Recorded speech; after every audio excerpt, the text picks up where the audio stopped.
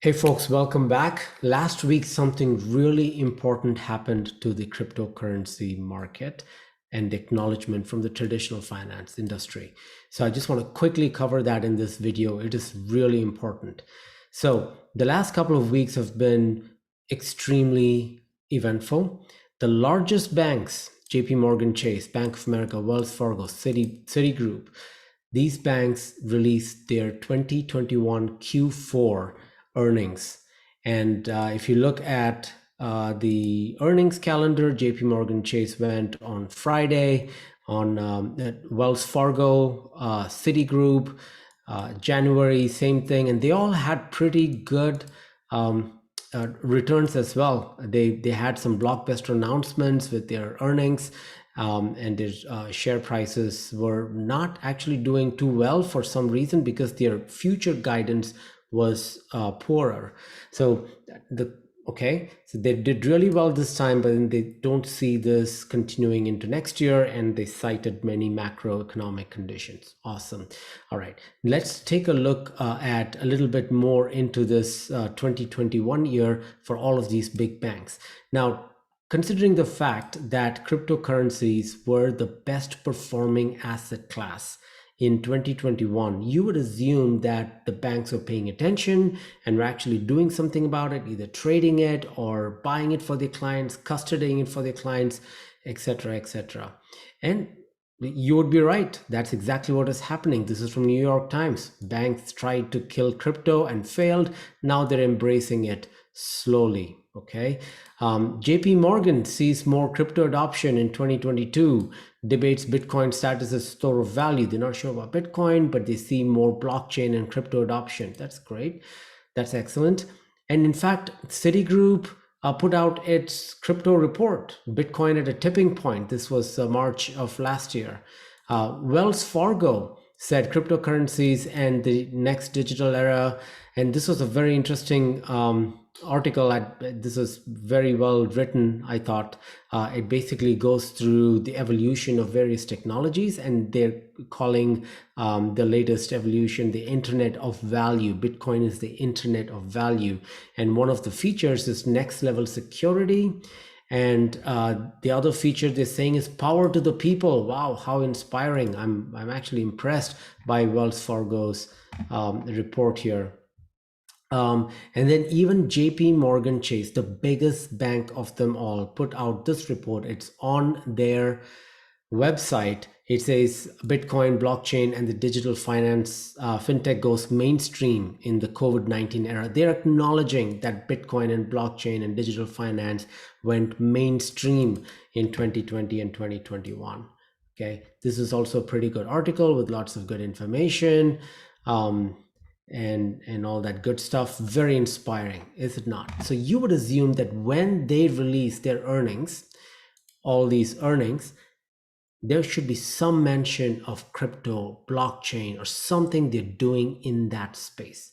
So what JP Morgan Chase and all these big companies said about crypto, the most important thing in their earnings report is that they said nothing about crypto. So this is the transcript of JP Morgan Chase's Q4 2021 earnings call. Okay, let's do a control F and search for CRYPTO, zilch. There is nothing called crypto. Okay, maybe they called it digital assets. Digital assets. Nope, nothing called digital. What about blockchain? BLOCK. Chain. Okay, good. So there was something about blockchain and Onyx that JP Morgan Chase talked about, and I will get into that. Okay, let's go to Bank of America's earnings call, Q4 2021. Okay, they didn't even call out blockchain. Blockchain is zero. Crypto, CRYPTO, zero. Digital assets, nope, zero. Quiet. Wells Fargo, same thing. I don't need to spend time here, but it is the same thing. Wells Fargo, Citibank, same thing. No mention of any activity whatsoever around cryptocurrencies, Bitcoin. Okay, let's look for Bitcoin.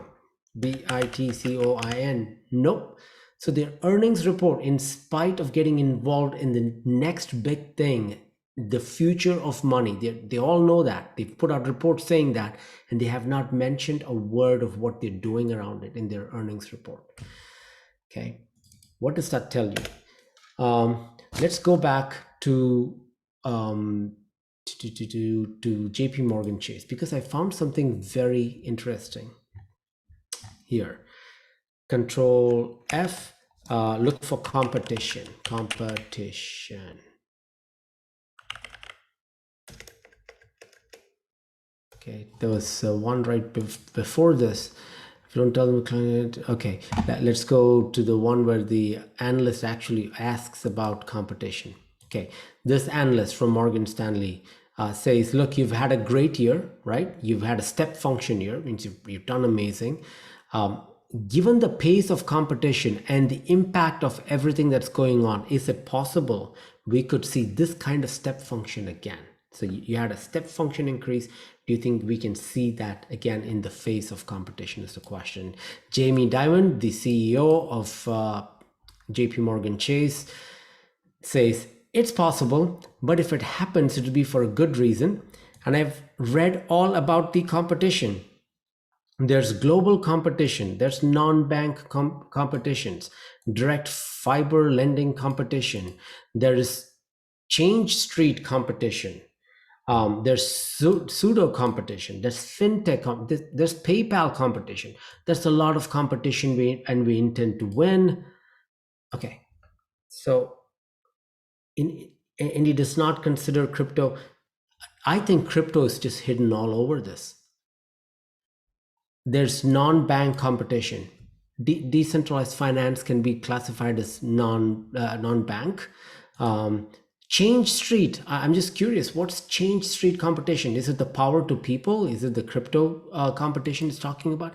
Pseudo competition, is that crypto? Like, he doesn't really see it as competition, but people take it as, he's calling it pseudo competition. Fintech, what kind of fintech is he talking about? Why is PayPal competition?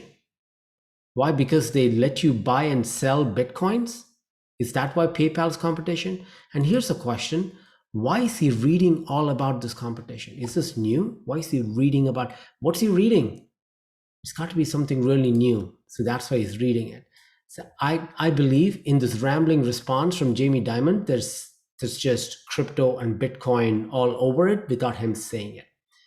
So just thinking back at why all these banks in their earnings report would not mention the word is because they don't want to give it more credence. They know it's growing. They know they have to deal with it. They know it obliterates their value, because if you've got peer-to-peer monetary transfer, then these banks don't get to make anything on fees and international transfers and exchange rates. They know this is coming, but they don't want to bring any attention to it. It's just blatantly obvious. Now, I've seen this with other technologies, and there are certain industries, certain vendors that will not acknowledge it until it's too late. And just a case in point, HP. Remember HP, Hewlett Packard? They had a booming server business. And when public clouds came about, they just ignored it for the longest time. Then around 2011, they said, you know what, I'm going to do public cloud too. And they set up some kind of a public cloud called Cloud Systems based on their servers. And today, this is a defunct organization. They don't have a public cloud anymore. They actually shut it down in 3 short years. I can see something like that just playing out with these big banks. They will ignore it, and then they will make fun of it. Then they will adopt it, but by that time it's going to be too late. So this is and we the crypto hodlers, the crypto believers, the Bitcoin believers. This is a positive sign. The fact that the biggest banks don't even mention this in their earnings report is actually hugely validating to the space. So with that, I want to let you guys go. I hope you enjoyed the video. If you do, please hit a like.